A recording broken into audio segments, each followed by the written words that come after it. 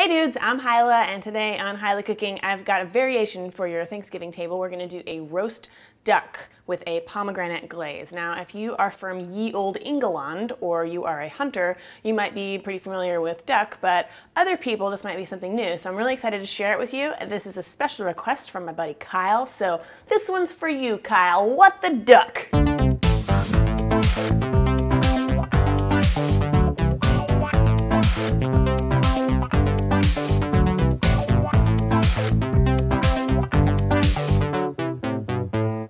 Okay, so I've got my duck here, and this is about a 5-pound duck. The thing about duck is it's got a lot more fat under the skin than turkey or chicken, so it's got to be treated a little bit differently.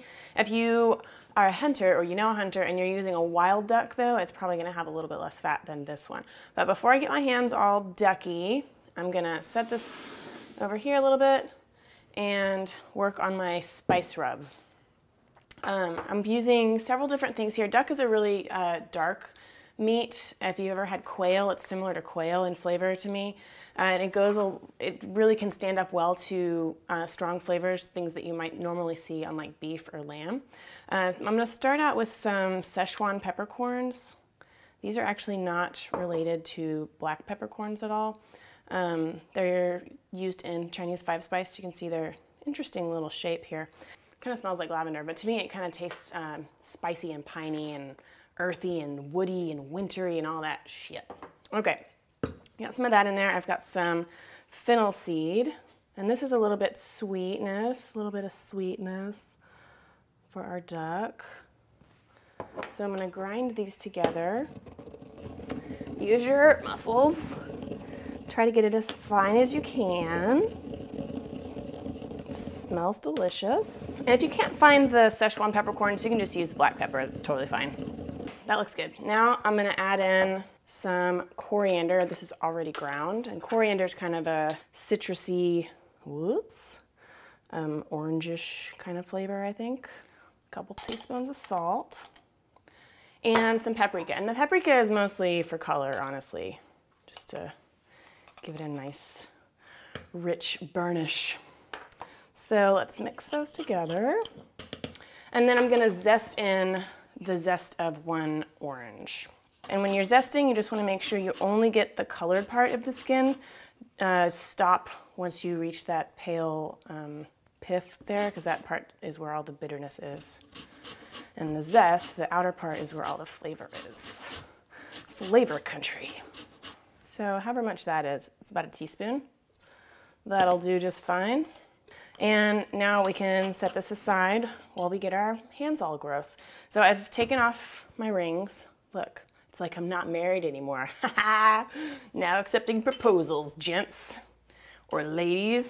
Just kidding, that's a terrible joke. I love you, husband. Okay, so I trimmed off a lot of the fat and excess skin already just to save you the gross factor. But you can see, so here's the butt end. There's still quite a bit of fat and skin here. Don't get grossed out, guys.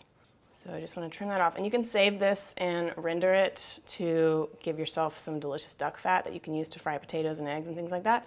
And I will give you instructions on how to do that on my website at hilahcooking.com if you want to render your own duck fat. So, okay. That looks pretty good. All right, now here's the deal. So under the skin, there's a lot of extra fat, and we want to make some holes in the skin so that that fat can render out while the duck cooks. So what I'm gonna do, some people stab it, I'm gonna cross-hatch it over the breast, and you just want kind of a small sharp knife and cut through the skin, but don't pierce the actual meat. I mean, if you do, it's not the end of the world.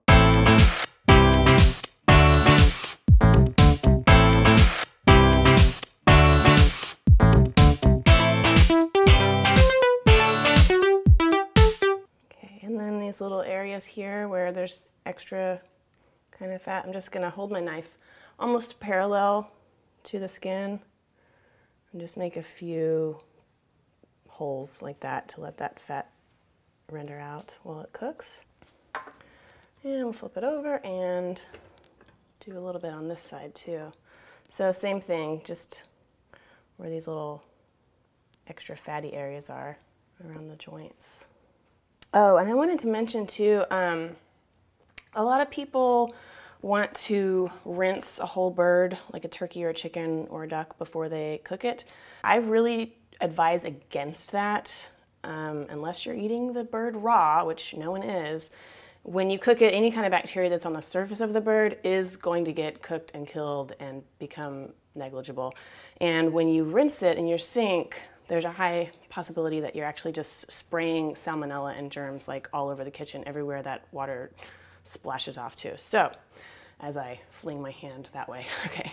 Anyway, so you can rinse it if it makes you feel better, but it's really not necessary and it's potentially dangerous. Good. Now I'm just gonna get my spice rub,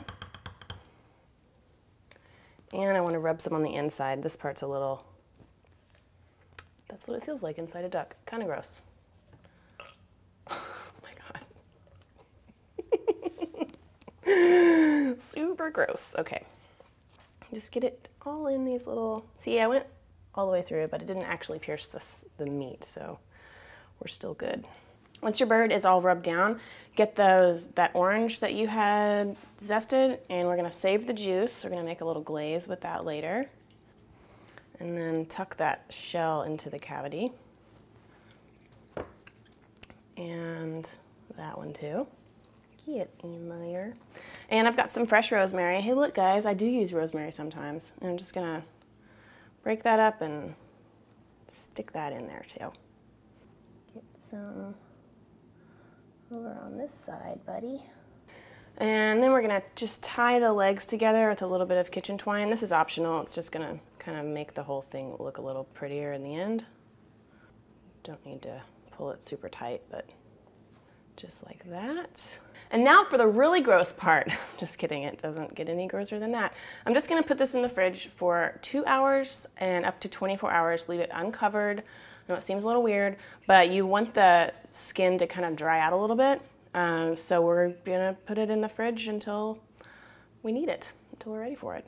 Okay, after a few hours in the fridge, our duck looks pretty much exactly like it did when we put it in there. I'm gonna put it in a 450-degree oven, and then as soon as I put it in, I'm gonna turn the heat down to 350, and we're gonna roast it for about 20 minutes per pound. So this was about a 5 pound, that'd be about 100 minutes, so an hour and 40 minutes or so. So the only thing, yeah, just remember to turn the heat down as soon as you put it in. But if you don't, it probably will be fine too. I don't know, it's fine.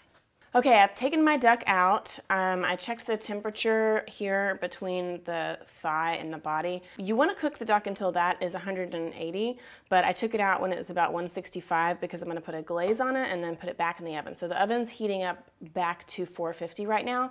And I just use this little suction deal. If you have a turkey baster, that's actually a much better tool to use than this shitty thing. But I just sucked out most of the fat, put it in a little cup. You can make some French fries with it later. You'll thank me.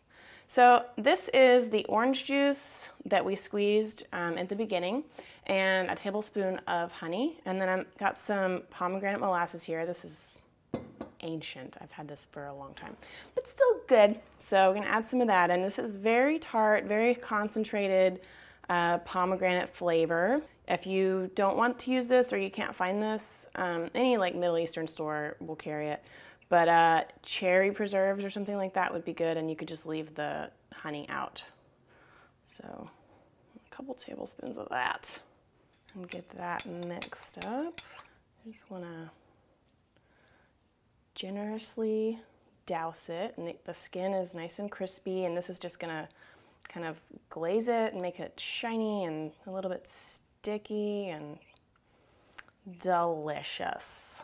Awesome blossom. I'm gonna put this back in at 450, remember, for about 15 minutes until that glaze is set, and then we'll let it rest for another 15 minutes before we carve it. Okay, my beautiful duck is done. The temperature in the thigh is 180 degrees. I went ahead and garnished it.